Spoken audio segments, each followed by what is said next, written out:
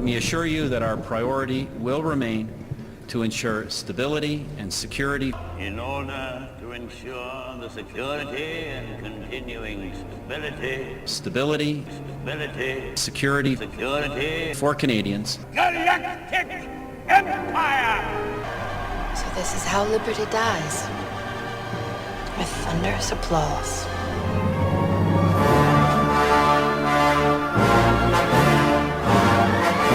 You are listening to The Election Fallout on OppositionRadio.com.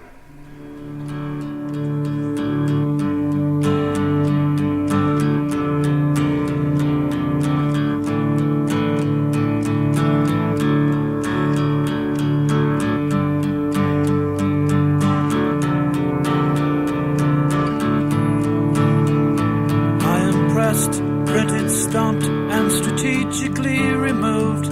I am everybody. Insane without innocence. I am trapped, tricked, packaged, and shipped out. I am produced. I am produced. I am produced. Printed, stamped, tripped, trapped, tricked, packaged, I am produced. Printed, stamped, tripped, trapped, tricked, packaged, I am produced. Printed, stamped, tripped, trapped, tricked, packaged. And welcome to episode 22 of Election Fallout Radio. I'm Tony Lofin, and I'm joined as always by my co-host Mike Cook from Aurelia, Ontario. How's it going, Mike?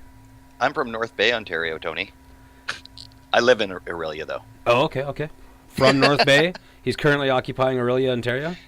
Yeah, that's okay. Oh, I meant to say that last week, and I forgot. Has people been giving you a hard time for being in Aurelia or something like that? You want to disavow Aurelia? No, it's not that. It's just that I'm from North Bay, Ontario. Are you happy in Aurelia? Oh yeah. I'm happy. I've been here 3 years now, and it's a smaller place than North Bay, but I've met some people, and I'm enjoying my time here. Sure. Good. So no one from North Bay is giving you a hard time for leaving us, or what? I don't think so. I just wonder why after 20, Don't get me wrong, 22... I have a soft spot in my heart for North Bay. I grew up there, and I spent the vast majority of my life there, so I'll always be from North Bay, Ontario. After 21 introductions, on introduction number 22, you wanted to be from North Bay instead of Ontario.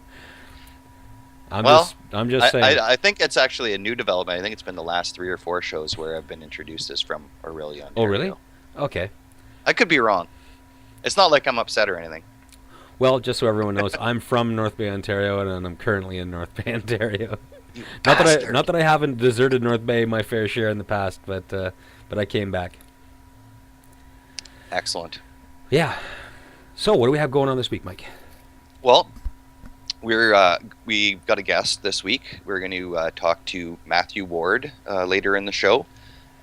Matthew's a former CEO and heterodox economist, and he's going to come and talk to us about the global financial crisis with a focus on Greece and probably some discussion on the World Economic Forum. So that'll be the main segment of our show. All right, that's great. We're going to have Matthew on. I've been an admirer of his blog for quite some time now. His blog is newworldeveryday.com. Yes, it is. Right on. So you should look that up. There's some really good stuff there. I just posted a link to his article, Greece is the Word, underneath our show posting on oppositionr.adio, which is our Facebook handle. So we seem like a person. I try to put it opposition radio, and it just seemed too much like a business. They wouldn't give us a personal profile. So it's opposition r.adio. Opposition r.adio. Yeah, exactly. There we go. And if anyone wants to friend us there on Facebook, if you haven't already, then go ahead and do that. Then you get word about our shows and the links to the articles we're talking about as we talk about them on the show, hopefully. And So, Mike, Stephen Harper has been representing Canada on the world stage again. He certainly has. He gave a 20-minute speech in Davos, only the second time, I think, that a Prime Minister of Canada has been invited to speak at the World Economic Forum. And my own opinions about it are I think Harper came off. I don't know. I think that he was presenting himself as something that he doesn't deserve all the credit for, and he seemed to be scolding other countries while claiming, that Canada is in such a different spot, and yet, like we know, that's a global economy nowadays, and I think that Canada got away with a lot because, as you pointed out before, that our media is just not willing to point out a lot of the faults and a lot of the instances where the government or industry in Canada can be held accountable. Yeah, to me, Stephen Harper on the world stage in Davos is a wretched embarrassment to this country.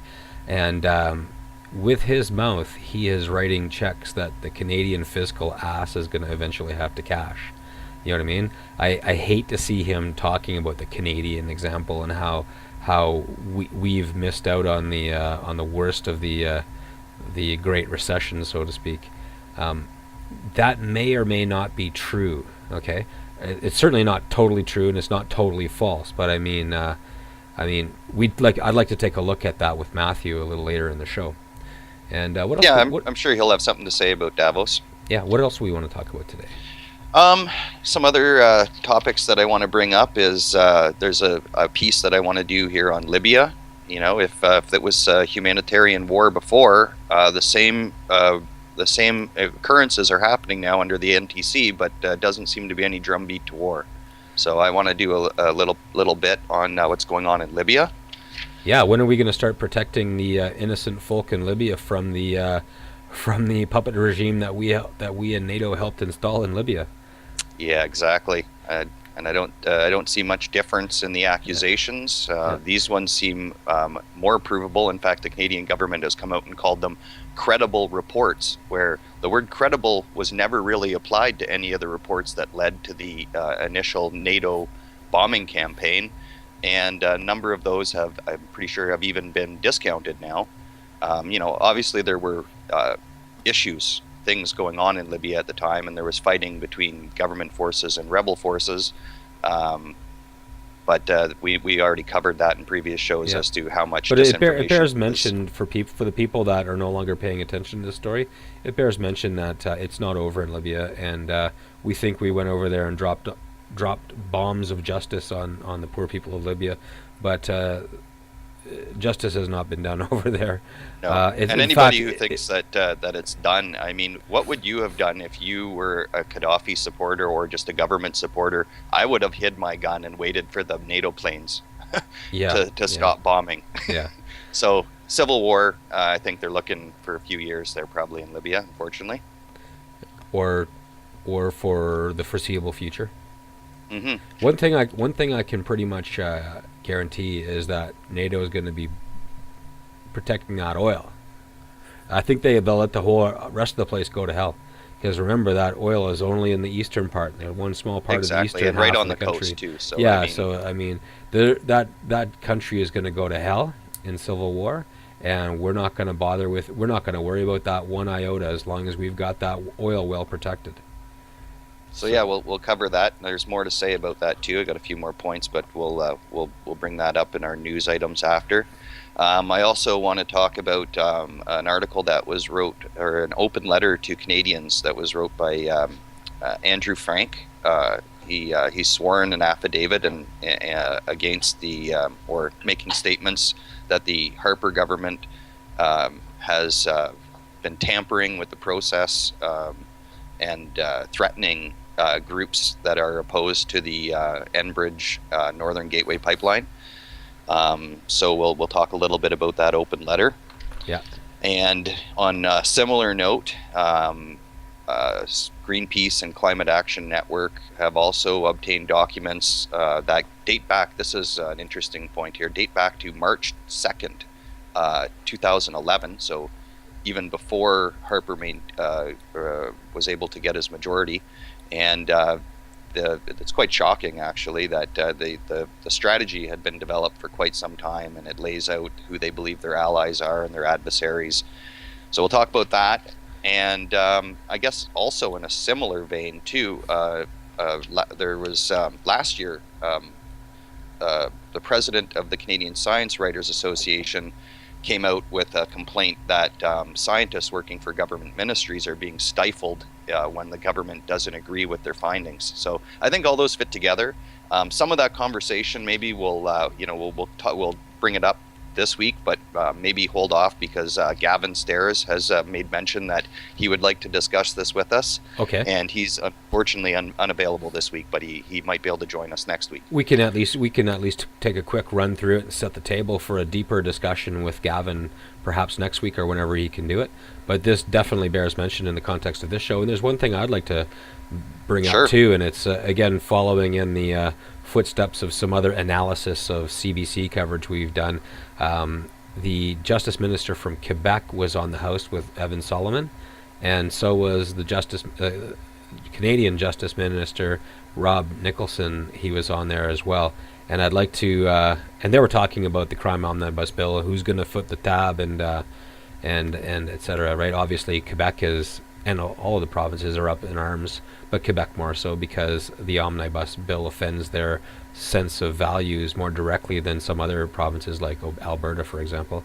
It offends their values, and it's going to affront their pocketbooks soon, too. It's definitely going to offend their bank account, and Quebec has taken issue with this. And of course, I'd like to take a look at Rob Nicholson's obfuscation and spin that he did on Evan Solomon's show, The House.